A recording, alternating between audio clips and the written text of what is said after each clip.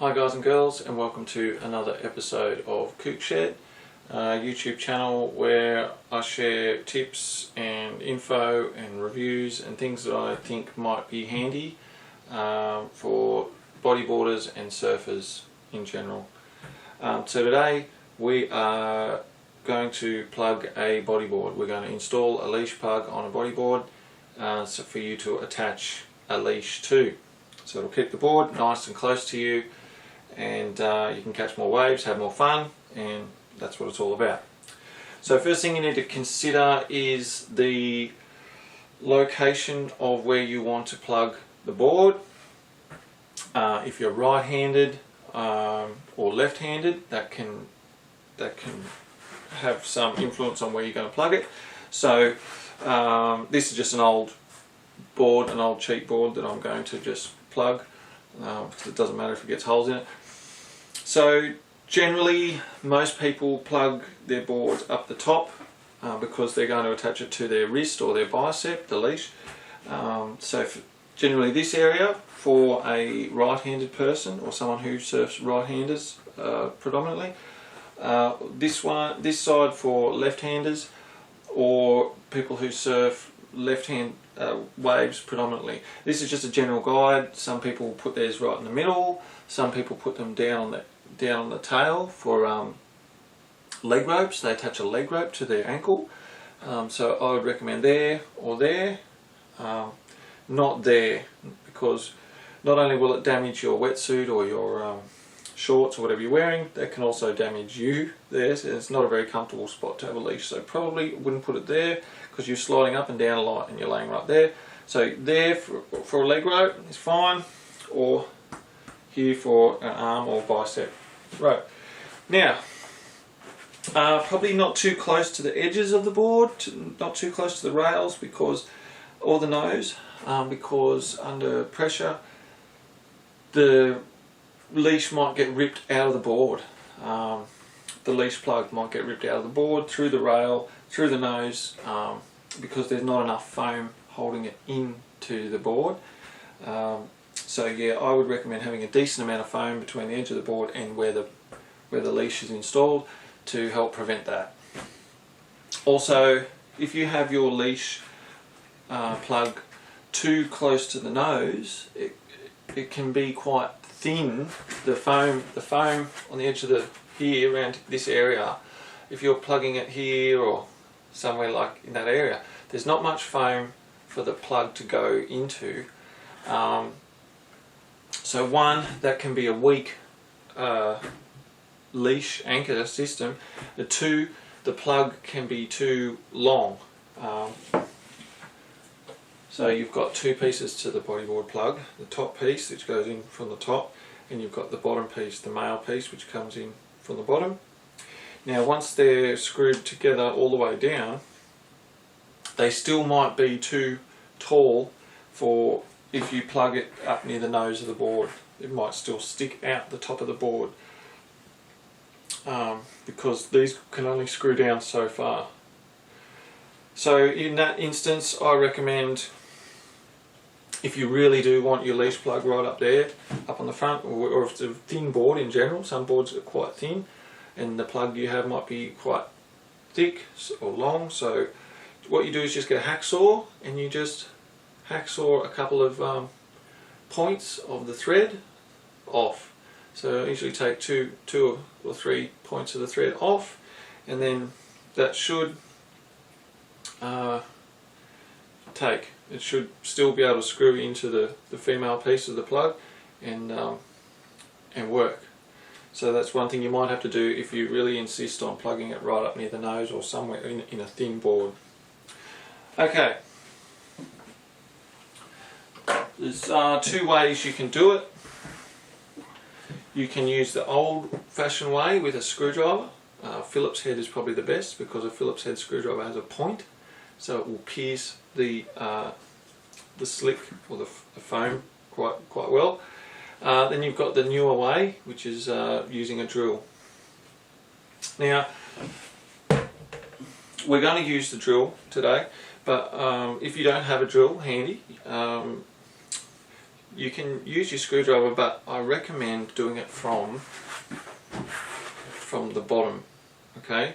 Because when you use a screwdriver, it's not spinning like a drill, so you need to add quite a lot of force for it to pierce the foam.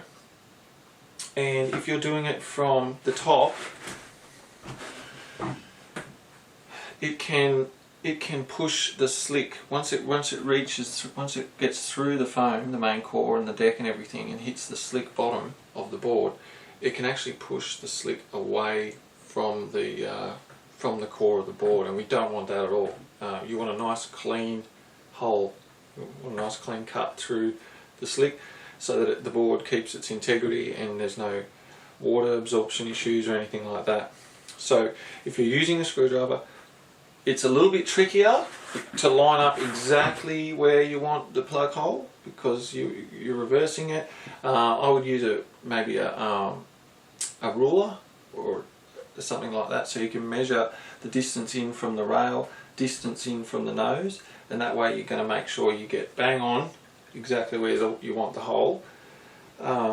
Because sometimes you might find exactly where you want the hole from looking at the deck, but then you flip it over and you sort of lose it a little bit, and you can end up with a wonky hole, and or it might not be exactly where you want.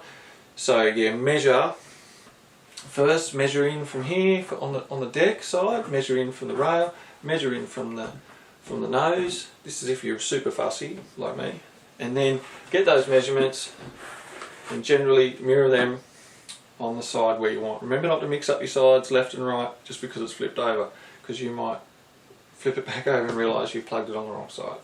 So that's the only downside of using the screwdriver, that it may push away the slick, and you just have to work a little bit harder to make sure it's lined up how you want. But we'll use the drill, right? So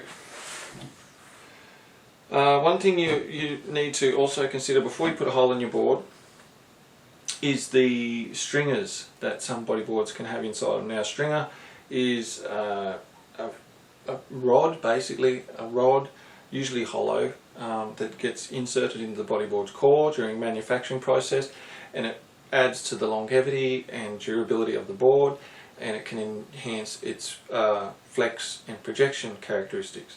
So most modern boards have a stringer in them these days, usually one up the center of the board. There is other boards that have two or different stringer configurations. It's up to you to know where the stringers are in your board, or if it even has one. Now, if you're getting a new board, they'll have a sticker on the bottom usually.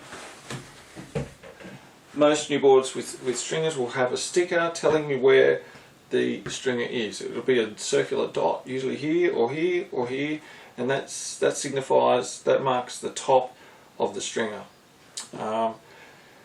That basically is telling you where not to drill. You do not want to damage the stringer,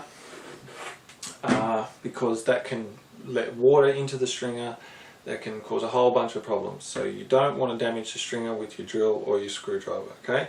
So that's definitely something to be aware of before drilling.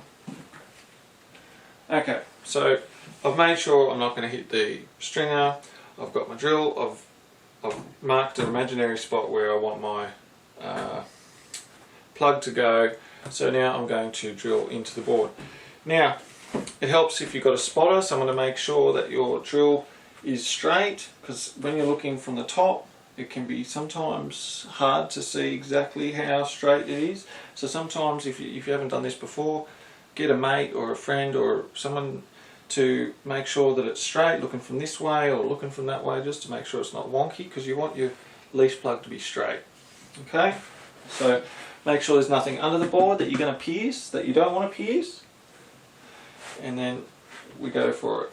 Now remember, we've got to use this drill piece to cut through the slick, because we don't want to push the slick off the core at all. We want to use the tip to pierce it and cut through it itself. So we're going to go slowly so that the drill bit will chew through the foam, but the actual speed of the drill will be quite fast.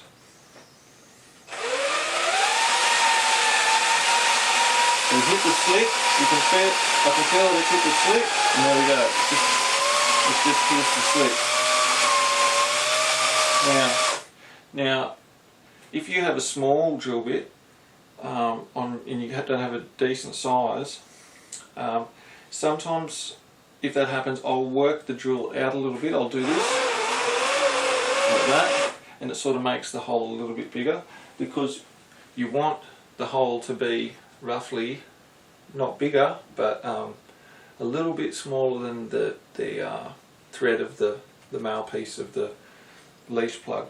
So if you've got a small drill bit, you might need to just work it a bit to open that hole up a bit. But I've matched the size of that drill bit to the size of the plug quite well. It's just a little bit smaller, so that's great. Okay, so we've made the hole. It's gone through to the other side. Just there. So, just want to say, before you put the plug in, some bodyboard cores are not waterproof. Okay, if you have a polyethylene or PE or Dow, whatever you want to call it, they are not waterproof cores. So by putting a drill bit through them, or a screwdriver, you're actually opening cells in the core, which is going to allow water in. We don't want that. So with those cores, you can get some sponge res or sealant, silicone based bodyboard sealant, and you coat the piece. You coat this, the male piece, and you coat the underside of the top piece, which is going to go in there. You're just basically going to cover it with a silicone based waterproof sealant, and that's going to help ensure that water doesn't get into the cells much, if any. That's hopefully the case. Sponge res is specifically for bodyboards. Just be careful because you can get them from a hardware store, just a waterproof silicone based sealant. Try not to get anything too toxic, too hardcore, because some of those glues can melt through bodyboard plastic, bodyboard foam, so try not to get anything too extreme. A basic waterproof silicone based sealant should do the job. Okay, so you coat your pieces like that, bit around there, right?